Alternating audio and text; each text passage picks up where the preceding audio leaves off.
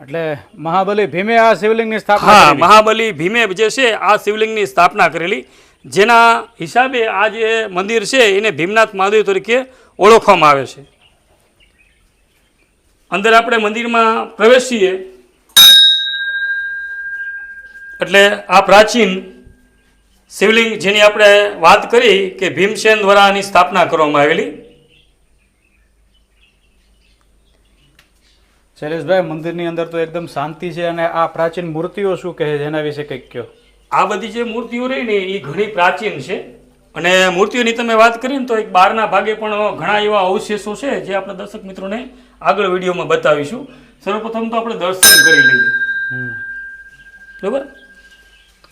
અને સૌથી સારામાં સારી વસ્તુ મને આ લાગી, નિજ મંદિરમાં ધોતી પહેરીને જવું ખરેખર સનાતન ધર્મની આ એક વ્યાખ્યાને દર્શાવે છે.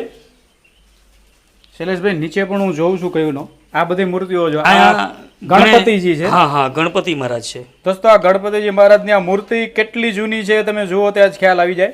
ત્યારબાદ આ બાજુ છે મહાબલી હનુમાનજી મહારાજ. વાહ વાહ. અને આ જગ્યાએ શૈલેષભાઈ મેં જોયું કેવો પક્ષીઓનો કલશોર છે. કલશોર એકદમ શાંત વાતાવરણ છે. આપણે વિડીયોની શરૂઆતમાં જ કીધું કે કુદરતના ખોળે નયનરમ્ય વાતાવરણની વચ્ચે આ એક તમે જુઓ જૂની નંદી મહારાજની પ્રતિમા છે.